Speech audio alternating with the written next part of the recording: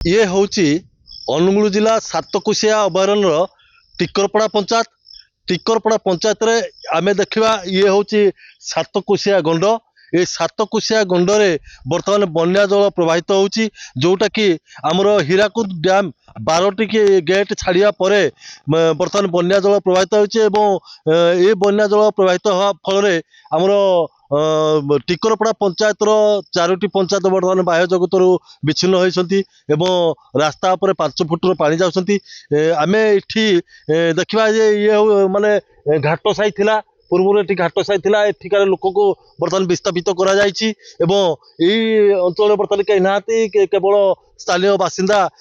माने सातकोशिया गंड महानदी रे केते पानी जाउछंती से माने अनुधान करछंती एवं निजक भी भयभीत करछंती केतेले को मुहूर्त रे पानी आसीबो से भी चिंता व्यक्त करछंती। आमे स्थानीय बासिंदा छंती यही टिकरपड़ा ग्रामर किसी बासिंदा अच्छा सहित आम सामना सामने आलोचना करवा जे भाई आपण घर कौटी जो महानदी सातकोशिया गंडरे जो पानी बर्तमान फुल जाऊँगी आप भयभीत अवस्था? आमर घर हूँ टिकरपड़ा लास्ट मंदिर से आम आसचु पानीटा केते कौन अच्छी देखा पाली पानी कालठू बढ़ुला ये नटी पानीटा स्थिर होगी रही जाए मैंने कमिया ना बढ़िया ना स्थिर होगी वर्षा उपर मुंडे हो केत कथा कही हम कि वर्षा हेल्ले पानी बढ़ वर्षा ना पानी जी रहा पानी तलू पड़े। आम देखिले जे उपर मुंडे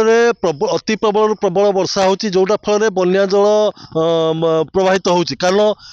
हीराकुद डैम रे जो 12टी गेट छड़ा जाए नदी गर्भ मध्य पानी जाए थाए किंतु जेहेतु उपर मुंडे वर्षा होची तेणु एठी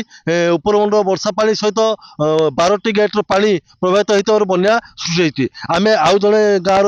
अच्छी पचारे आपण जो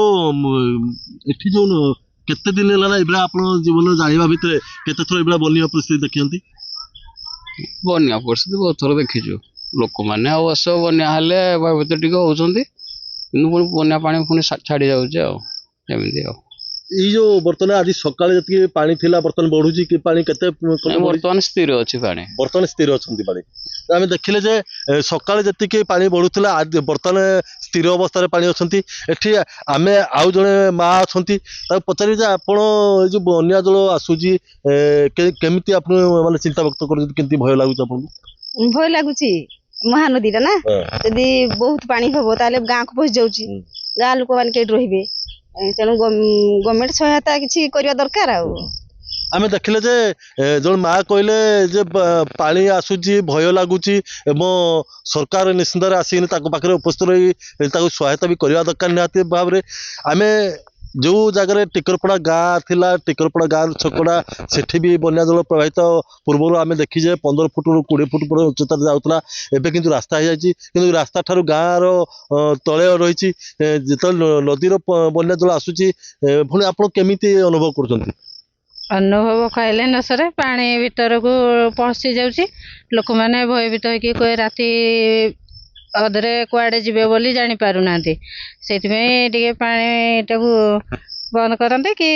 आम सुविधा कौन करते बोले हाँ लोक से तो गाई गोरु सब भासी जाऊँ आ छेली मेढ़ी सब हैरान हो जाती लोक मैंने अधा बुड़ी जाऊँ पुणी आहरी कौन कह आम देखिले जे ये जो सातकोशिया गंड जाते बन्या जल आसे सेते बेले लोक माने पूरा भयभीत अवस्था रुहती एवं से नदी रे भी जो माने आमर गृहपालित गाई गोरु एवं छेली भी भासी जाती लोक भी भासी जाती तेणु लोक बर्तमान भयभीत अवस्था अच्छा जदि उपर मुंडे अति प्रबल वर्षा हुए ताले निश्चिंत भाव में सातकोशिया टिकरपड़ा पंचायत रे बन्या परिस्थिति सृष्टि हम। बंतलारू दिनेश रिपोर्ट कनक न्यूज।